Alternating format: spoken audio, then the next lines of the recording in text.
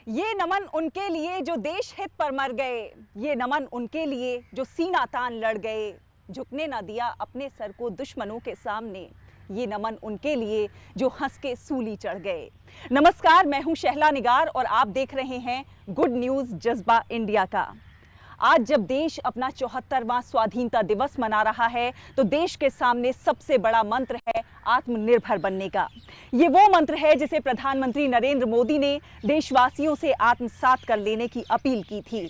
और देखिए, कोविड महामारी के इस दौर में पूरे देश में वोकल फॉर लोकल का बोलबाला है।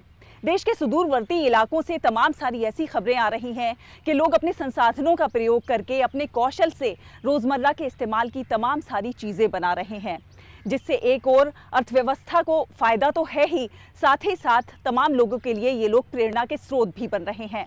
तो आज भी हम अपने इस खास कार्यक्रम में आपको तमाम ऐसी खबरें दिखाएंगे जो आपके लिए प्रेरणा भी बनेंगी और साथ ही साथ गुड न्यूज़ भी होंगी। तो देर किस बात की है, शुरुआत करते हैं खास कार्यक्रम गुड न्यूज़ जज्बा इंडिया का की।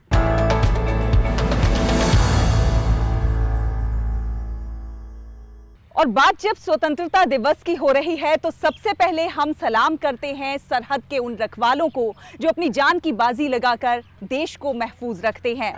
किसी भी राष्ट्र की ताकत जो है वो वहाँ की सैनिक क्षमता से तो आंकी ही जाती है, साथ ही साथ वहाँ के नागरिकों के मनोबल और हौसले से भी परखी जाती है। और यकीन मानिए, हमारे देश में इसकी बिल्कुल भी कमी नहीं है। खासकर जो कश्मीर के सरहदी इलाके हैं वहाँ पर तो इसकी बिल्कुल भी कमी नहीं है। आपको लिए चलते हैं बारामूला के बनाली गाँव में, जहाँ पर लोगों की रगों में देशभक्ति दौड़ती है। देखिए बारामूला के बनाली गाँव से ये खास रिपोर्ट।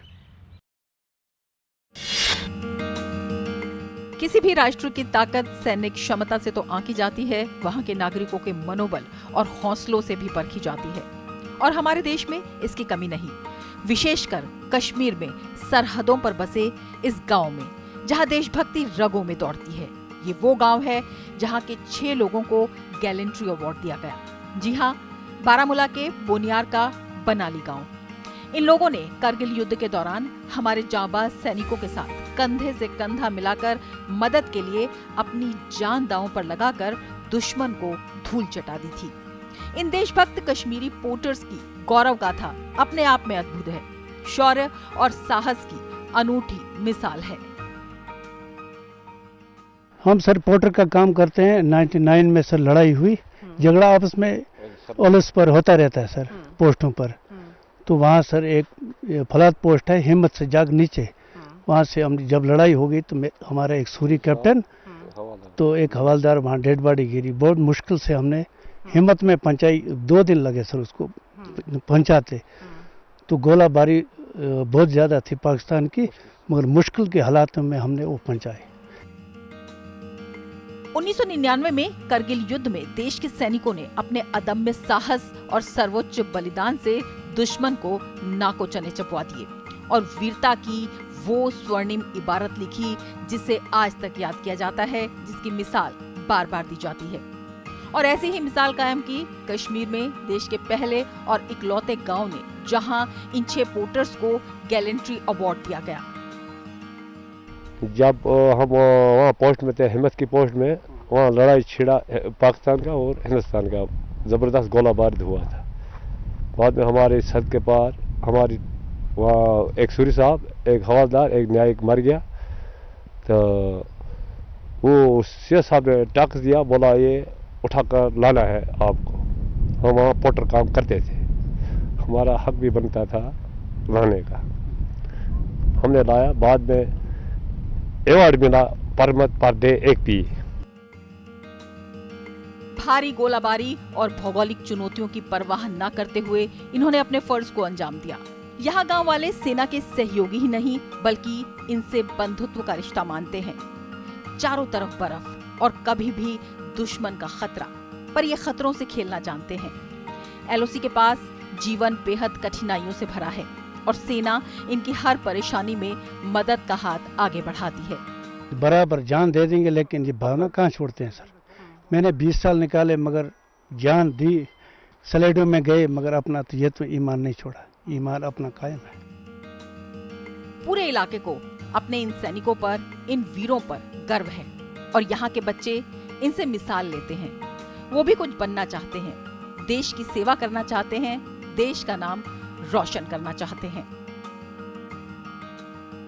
सरहद के नजदीक ये पूरा इलाका जितना खूबसूरत है उतना ही संवेदनशील और कठिन चुनौतियों से भरा भी। लेकिन जब देश के नौनिहालों में ये दृढ़ जज्बा हो, इतने ऊंचे सपने हो, तो कठिनाइयों के पहाड़ खुद ही झुक जाते हैं और सफलता हर कदम पर रास्ता खोलती नजर आती है। और देशभक्ति की इस भावना के सामने दुश्मन के सारे नापाक इरादे नेस्तानाबूद हो जाते हैं।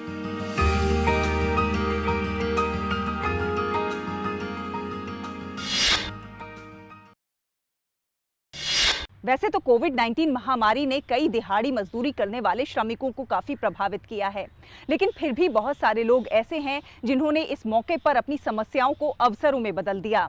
और ऐसे ही एक व्यक्ति हैं नरेश पुनकर, जो पेशे से बढ़ई हैं, अकोला के रहने वाले हैं। लेकिन इस कोरोना महामारी के दौरान जब उनका काम धंधा ठप हो गया तो उन्होंने हार नहीं मानी और उन्होंने कुछ रचनात्मक करने की सोची। क्या कुछ रचनात्मक कर रहे हैं ये और किस तरह से इन्होंने आपदा को अवसर में बदल दिया, देखिए अकोला से हमारी ये खास रिपोर्ट।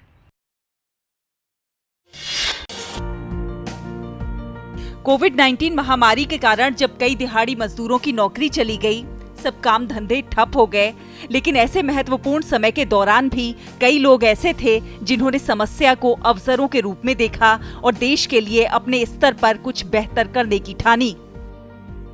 और ऐसे ही एक व्यक्ति हैं महाराष्ट्र के अकोला जिले के नरेश पुनकर।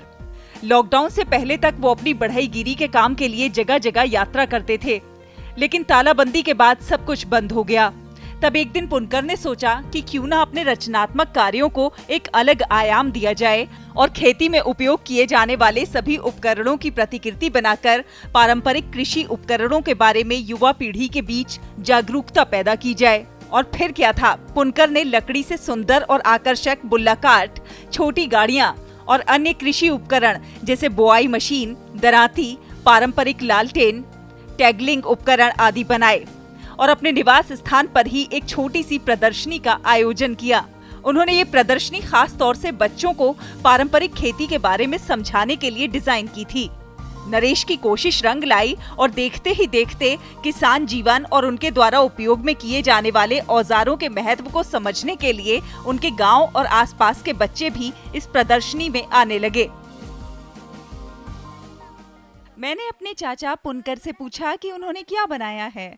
उन्होंने बताया कि ये खेती के लिए इस्तेमाल किए जाने वाले विभिन्न प्रकार के उपकरण हैं। उनके समझाने के बाद मैंने समझा कि किसान के जीवन में इन साधनों का कितना महत्व है।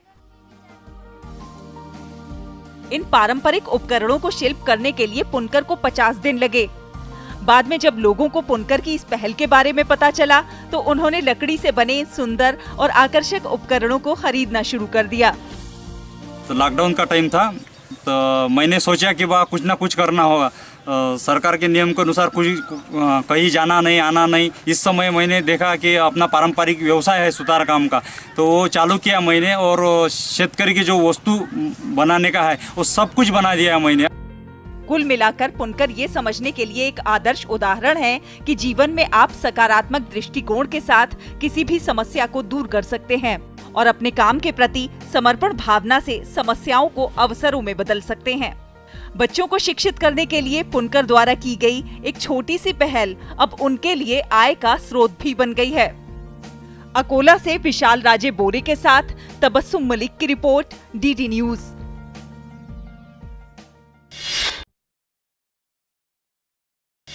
कहते हैं कि दिल में अगर कुछ कर गुजरने का जज्बा हो तो कोई भी मुश्किल बड़ी नहीं होती, बस ज़रूरत है मेहनत और लगन के साथ काम करने की।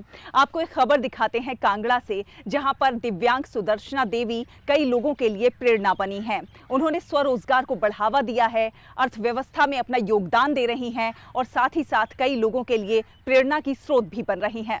देखिए कांगड़ा से ये खास रिपोर्ट।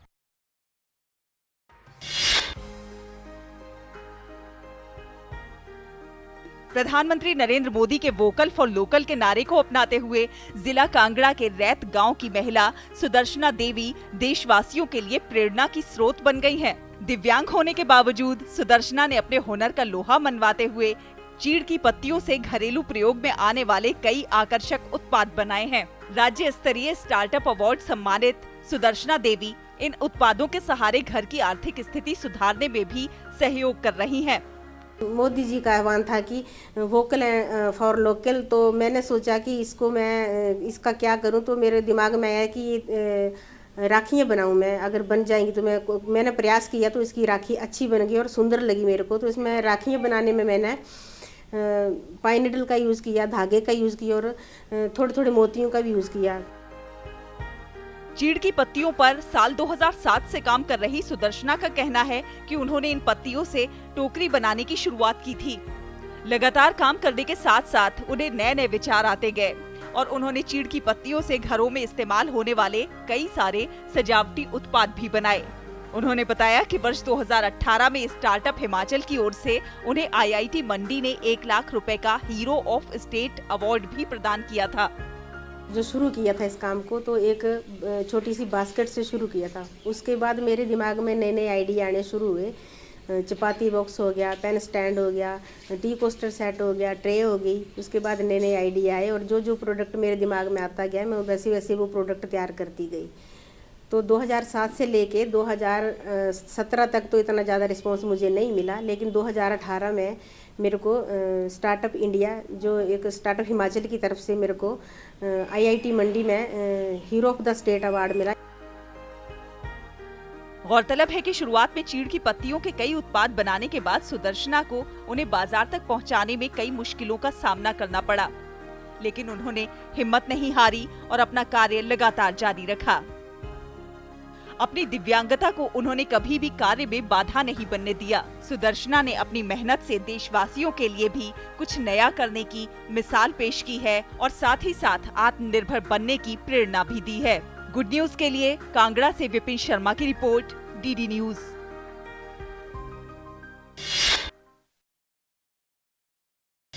कोविड-19 महामारी ने हम सभी को विभिन्न तरह से प्रभावित किया है। हालांकि ऐसे लोगों का एक बड़ा समूह है जो इस महामारी से लड़ने के लिए दिन रात एक कर रहे हैं। ये कोविड वॉरियर्स अपने घर परिवार की परवाह किए बिना इस महामारी से लड़ने के लिए नेतृत्व कर रहे हैं। लेकिन ऐसे लोगों के लिए बहुत ज़रूरी है फेस शील्ड, यानी कि सुरक्षा कवच, और इन लोगों को सुरक्षा कवच उपलब्ध कराने का काम कर रही हैं एक 12वीं कक्षा की लड़की ज्योत्सना। देखिए हमारी ये खास रिपोर्ट।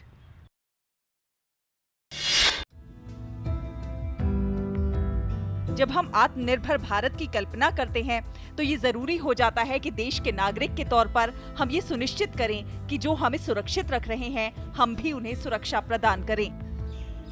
और ऐसी ही एक कोशिश को आगे बढ़ा रही हैं दिल्ली के संस्कृति स्कूल की छात्रा ज्योत्सना बसारिया।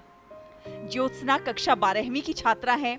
अपनी पढ़ाई में पूरी मेहनत करने के साथ साथ वो अपने आसपास काम करने वाले हर तरह के फ्रंटलाइन वर्कर्स को फेस शील्ड और मास्क वितरित कर रही हैं। ज्योत्सना की ये लगभग रोज की दिनचर्या है। अपने ऑनलाइन क्लासेस खत्म करने के बाद वो मास्क और फेस शील्ड लोगों में बांटने के लिए निकल पड़ती हैं और ये काम वो बिना नागा किया करती हैं। दरअसल कोविड-19 की महामारी की मुश्किलों को देखते हुए ज्योत्सना को इस बात का एहसास हुआ कि अकेले सरकार ही सब कुछ नहीं कर सकती।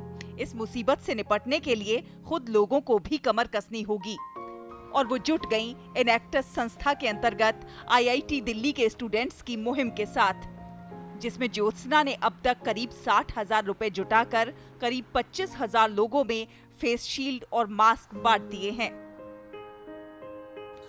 इस अभियान के माध्यम से ज्योत्सना और भी बड़ी संख्या में सभी फ्रंटलाइन वर्कर्स तक फेस शील्ड और मास्क का सुरक्षा कवच पहुंचाकर भारत को सचमुच आत्मनिर्भर बनाने का सपना रखती हैं। जब एक स्कूल की किशोर छात्रा अपने देश के लिए इतना कुछ सोच सकती है तो हम और आप क्यों नहीं? क्यों ना हम और आप भी ऐसे ही किसी अभियान का समर्थन करें? छोटा ही सही पर फर्क तो जरूर पड़ेगा। दिल्ली से नम्रता की रिपोर्ट, DD न्यूज।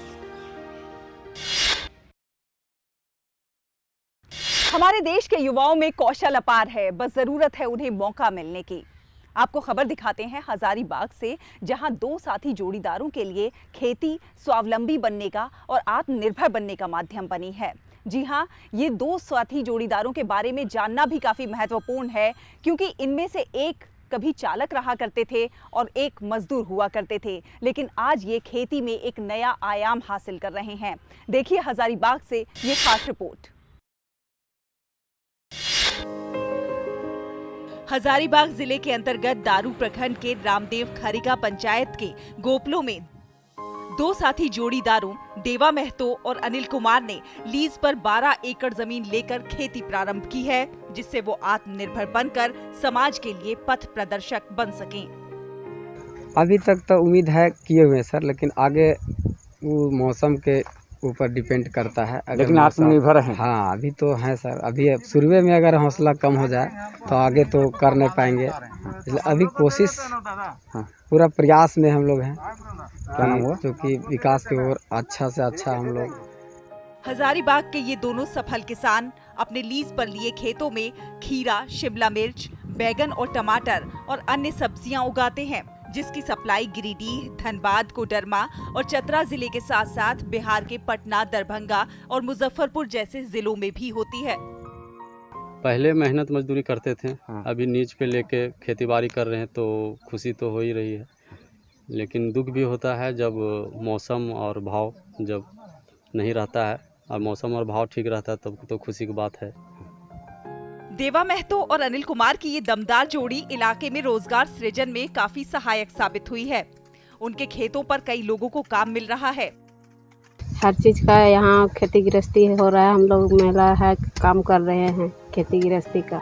केंद्र सरकार की पहल और प्रोत्साहन से आत्मनिर्भर भारत अभियान अब अपना असर छोड़ता जा रहा है, जिससे कई लोगों में अपने बूते पर भविष्य गढ़ने की ताकत और हैसियत पैदा हुई है, जो न्यू इंडिया की असल तस्वीर पेश करता है। हजारीबाग से शादवल के साथ दिवाकर कुमार की रिपोर्ट, डीडी न्यूज।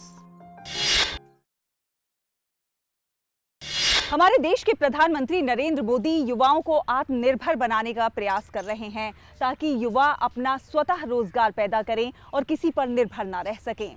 आपको खबर दिखाते हैं यमुनानगर के एक गांव से। हाफिजपुर नाम का ये गांव है, जहां पर सुभाष रहते हैं। ये लंबे समय से मधुमक्खी पालन का व्यवसाय कर रहे हैं और आत्मनिर्भर बने हुए हैं। और ख़ास बात ये है कि ये अन्य युवाओं को आत्मनिर्भर बनाने के लिए खास पहल कर रहे हैं। क्या है सुभाष की ये पहल, आइए देखते हैं इस खास रिपोर्ट में।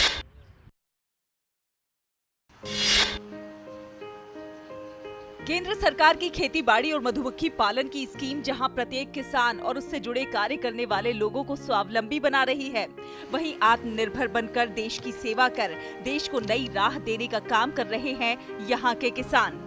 आपको मिलवाते हैं यमुनानगर के गांव हाफिजपुर में पेशे से किसान और उसके साथ साथ लंबे समय से मधुमक्खी पालन का व्यवसाय कर रहे सुभाष से, जो अन्य युवाओं को मधुमक्खी पालन की जानकारी और प्रशिक्षण देकर उन्हें स्वावलंबी बनाने का काम कर रहे हैं। मधुमक्खी जहां छत्ता बनाती है, वहां मधुमक्खी पालक को शहद के साथ साथ मोम भी मिलता है, जो एनर्जी युक्त होता है। सुभाष कंबोज ने बताया कि पहले तो एक ही प्रकार का शहद एकत्रित होता था, लेकिन अब हम लोग मधुमक्खियों को बॉक्सों में रखकर हरियाणा से राजस्थान, जम्मू कश्मीर और हरियाणा से लेह लद्दाख तक ले जाते हैं, जिस कारण तरह तरह के शहद प्राप्त होते हैं। गौरतलब है कि सुभाष कंबोज ने 6 बॉक्स से मधुमक्खी पालन करने का काम शुरू किया था, लेकिन आज उनके पास 1000 बॉक्स है। मैंने जब से मधुमक्खी का ये काम शुरू किया, 6 बॉक्स लिए थे, तब से मैंने ये मन में ठान लिया कि मैं अपना और अपने परिवार को स्वयं है ना रोजगार ये खड़ा करूं और आत्मनिर्भर बनूं, अपने परिवार को भी आत्मनिर्भर बनाऊं। मैं एक बीटेक अभी कर रहा हूं और मेरा मधुमक्खियों में इंटरेस्ट बन रहा है, और मैंने मधुमक्खियों में और जानकारी लेने के लिए मैंने सुभाष चंद्र जी से बात करी है। उन्होंने मेरी बहुत सहायता करी है इस विषय में। उन्होंने मेरे को बक्से भी प्रदान किए हैं और साथ में सरकार भी मेरी काफ़ी मदद कर रही है इस बारे में।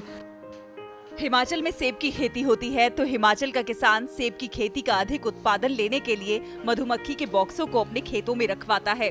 जब मधुमक्खी सेब के खेत में भ्रमण और परागण करती है, तब सेब और चेरी की फसल काफी अच्छी होती है। जिले में सैकड़ों की संख्या में मधुमक्खी पालक हैं और जिले में हर साल लगभग 1500 टन शहद का उत्पादन होता है। मधुमक्खी पालन को बढ़ावा देने के लिए यहाँ पर समय समय पर सेमिनार भी आयोजित होते हैं ताकि लोग स्वरोजगार से जुड़कर आत्मनिर्भर बन सकें। मधुमक्खी पालन को बढ़ावा देने के लिए हरियाणा सरकार ने पिछले सालों में 40% सब्सिडी दी है, जिसको बढ़ा के 45% और ऐड करके 85% कर दिया गया। ये सब्सिडी उन बेरोजगार युवा को जो यंग है उनको मोटिवेट करने के लिए और अतिरिक्त इनकम देने के लिए, ताकि वो इस काम की तरफ आए। और इससे किसानों को भी फायदा होता है, जो उसने फसल लगाई है उसमें पॉलिनेशन होता है तो उनकी 15% फसल अपने आप बढ़ जाती है। सुभाष जैसे युवा गांव के युवाओं को मधुमक्खी पालन का प्रशिक्षण देकर उन्हें स्वावलंबी और आत्मनिर्भर बनाने का जो काम कर रहे हैं वो सचमुच प्रशंसनीय है। यमुनानगर से प्रवीण कुमार शर्मा की रिपोर्ट, डीडी न्यूज।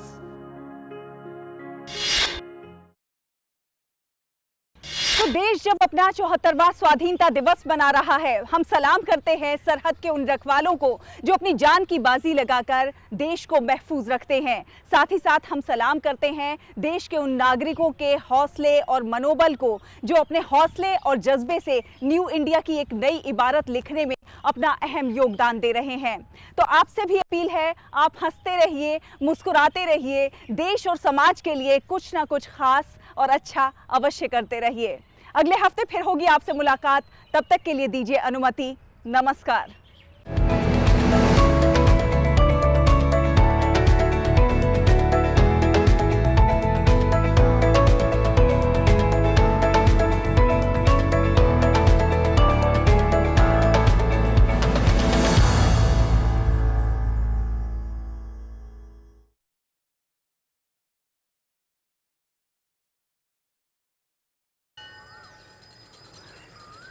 अरे बबलू, लॉकडाउन खुलते ही टहलने निकल पड़े। महामारी अभी फैली हुई है। सरपंच जी टहलने नहीं, काम पे